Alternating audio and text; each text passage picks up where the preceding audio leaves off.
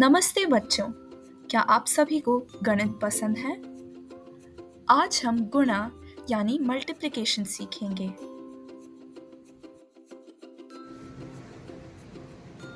आहान, ये ट्रेन में कितनी भीड़ है। हाँ यार, काफी लोग हैं। लेकिन सुन, मैं कुछ सोच रहा था, इस ट्रेन में कितनी सीटें होंगे? क्या सब बैठ पाएंगे? चल गिनते हैं। पर एक एक गिनने में तो बहुत देर लग जाएगी। कि ना हम मल्टीप्लिकेशन यानी गुना का इस्तेमाल करते हैं। गुणा, ये क्या है? मैं समझाता हूँ। देख, हर एक पंक्ति में सीटों की संख्या समान है, ठीक है?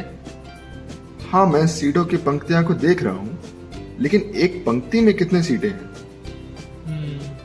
1 2 3 4 5।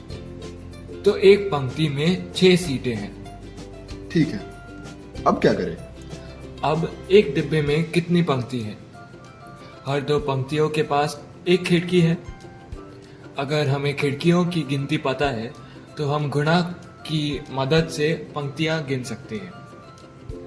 यहाँ तो 1 2 3 4 5 6 पंक्ति हैं। सही गिने राजू। तो अब हमें पता चला कि एक पंक्ति में 6 सीटें हैं और यहाँ 6 पंक्तियां हैं। कुल मिलाकर यहाँ सीटें गिनने के लिए बस इन दोनों नंबर्स का गुणा करो। तो ये है 6 गुणा 6, सही? बिल्कुल सही। चलो अब हम गुणा करते हैं। 6 गुणा 6 क्या होता है? 6 गुणा 6 36। वाह, सही जवाब राजू। तो इस ट्रेन के डिब्बे में कुल मिलाकर 36 सीटें हैं। जब हम एक अंक को बार बार जोड़ते हैं उसे मल्टीप्लिकेशन कहते हैं। गुणा के लिए हम गुणा तालिके यानी कि मल्टीप्लिकेशन टेबल्स का इस्तेमाल करते हैं। गुणा तालिके को पढ़ने का एक तरीका होता है। उदाहरण के लिए चलो हम 2 का गुणा तालिका लेते हैं। 1 गुणा 2 यानी कि 1 टाइम्स 2 में 2 को एक बार जोड़ते हैं, इसीलिए 1 गुणा 2 2 है। ऐसे ही 2 गुणा 2 यानी कि 2 टाइम्स 2 में 2 को 2 बार जोड़ते हैं, 2 + 2, इसीलिए 2 गुणा 2 4 होता है। 2 गुणा 3 में हम 2 को 3 बार जोड़ते हैं, इसीलिए 2 गुणा 3 2 + 2 + 2 6 है।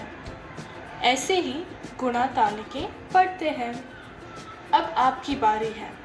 7 टाइम्स 8 यानी कि 7 गुना 8 और 9 टाइम्स 3 यानी कि 9 गुना 3।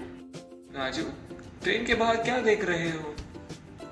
अरे, मैं देख रहा हूँ कि ट्रेन में कितने डब्बे हैं। पूरे ट्रेन में कितनी सीटें होंगे आहान? बहुत अच्छा सवाल।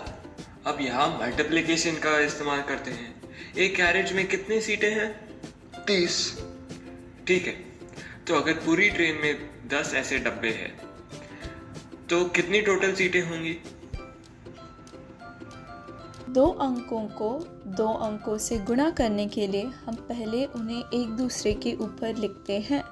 फिर नीचे वाले अंक के पहले अंक से हम दूसरे अंकों के दोनों अंकों को गुणा करते हैं, जैसे 0 टाइम्स 0 और 0 टाइम्स 3। फिर हम एक क्रॉस पहले अंक के नीचे लिखते हैं।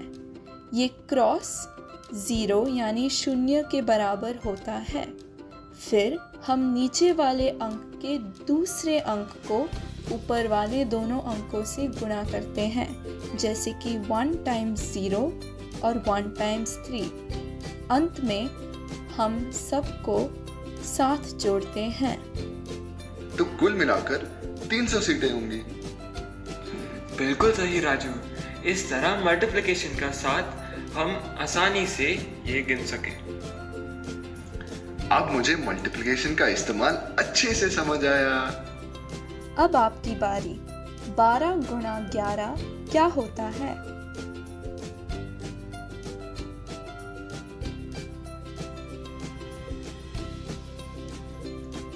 13 गुणा 14 क्या होता है?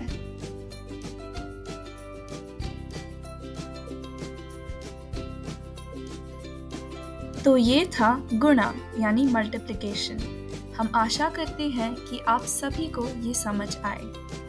धन्यवाद।